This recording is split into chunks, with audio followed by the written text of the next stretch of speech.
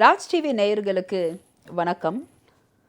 உங்களுக்காக ஒரு சுவாரஸ்யமான கதை கேட்போமா? ஒரு மியூசியம். அந்த மியூசியமில் பல அறைகள் இருக்குது. அதில் ஒரு அறை கண்ணாடியால் மட்டுமே செய்யப்பட்ட ஒரு அறை. அதாவது அந்த அறையினுடைய மேல் கூரையும் சரி, கீழே உள்ள தரை, அந்த டைல்ஸ்னு சொல்லுவோம், அப்புறம் நம்ம சுற்றி இருக்கக்கூடிய அந்த செவுறுகள் எல்லாமே கண்ணாடி மட்டும்தான். முழுக்க முழுக்க கண்ணாடியால் ஆன ஒரு அறை. ஒரு இரவு அந்த மியூசியமை பாதுகாக்கக்கூடிய ஒரு கேர்டேக்கர் அந்த மியூசியமுடைய பின்னால் கதவை பூட்டுறதுக்கு மறந்துட்டு போயிடுறாரு. அந்த கதவு இந்த கண்ணாடி அறைக்கு டைரெக்டாக, அதாவது நேராகவே நுழையிற மாதிரியான ஒரு வடிவமைப்பு உள்ள மியூசியம். அவர் மறந்து அந்த கேர்டேக்கர் போயிடுறாரு. நடு ராத்திரி அந்த வழியில் ஒரு நாய் போய்கிட்டு இருந்தது.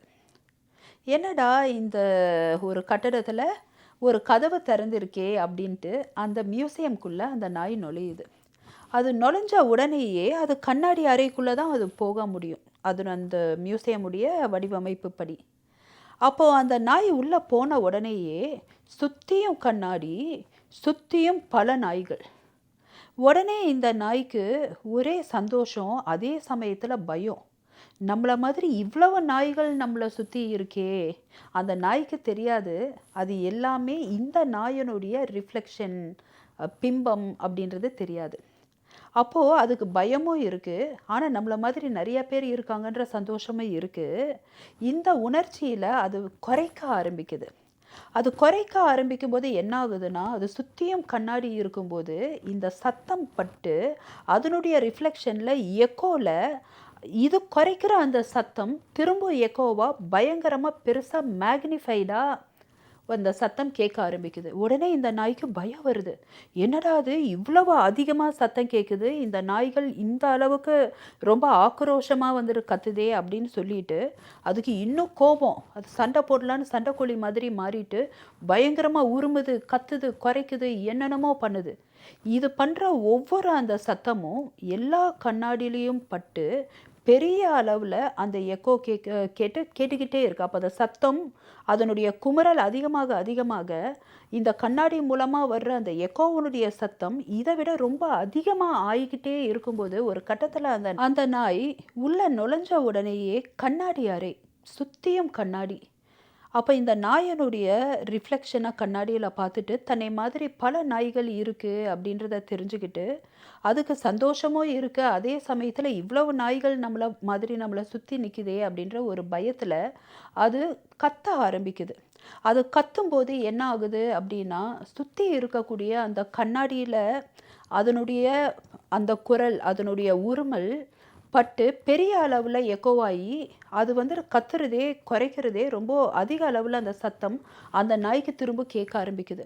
உடனே அந்த நாய் சண்டைக்கோழியாக மாறிட்டு இன்னும் பயங்கரமாக உருமுது. அதாவது தன்னை சுற்றி இருக்கிறவங்களாம் குறைக்கிறாங்க அப்படின்னு நினச்சிக்கிட்டு இன்னும் பயங்கரமாக உருமுது, அப்படியே சண்டை போடுற மாதிரியெல்லாம் சத்தம் பண்ணுது.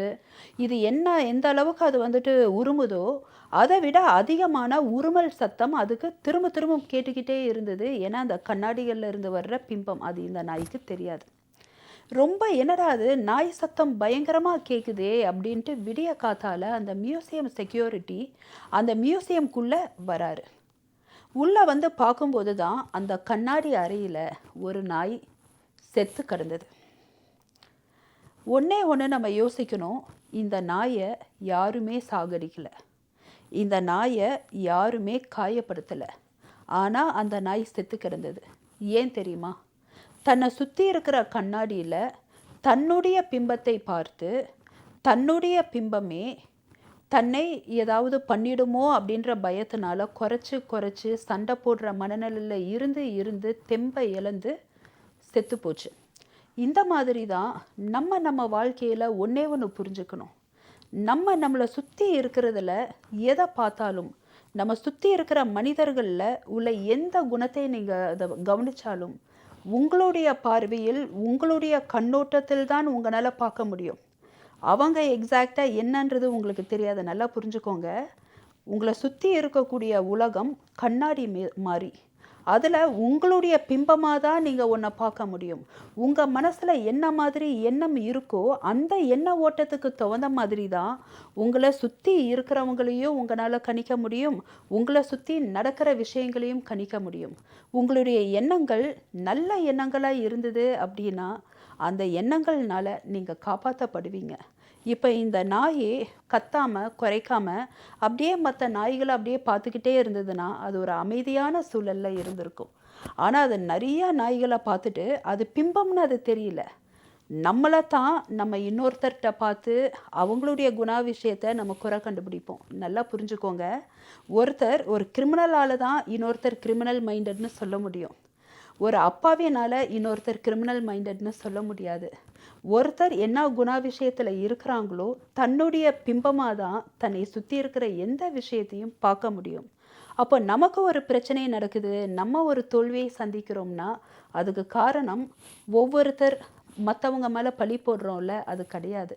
அதுக்கான காரணம் நம்ம நல்ல எண்ணங்களை வளர்க்குறதும் தீமையான எண்ணங்களை வளர்க்குறதும் நம்ம ஒரு சொர்க்கமான ஒரு பாதையை கொண்டு போகிறதும் நம்ம எப்படி இருக்கோன்ற பொறுத்து தான் நம்ம சுற்றி இருக்கக்கூடிய சூழ்நிலைகள் அதுவும் நல்லவைகளாகவே பயணம் செய்யும். இந்த கதை உங்களுக்கு பிடிச்சிருக்குன்னு நம்புகிறேன். மேலும் இன்னும் ஒரு குட்டி கதையோட நாளை சந்திப்போம். நன்றி, வணக்கம்.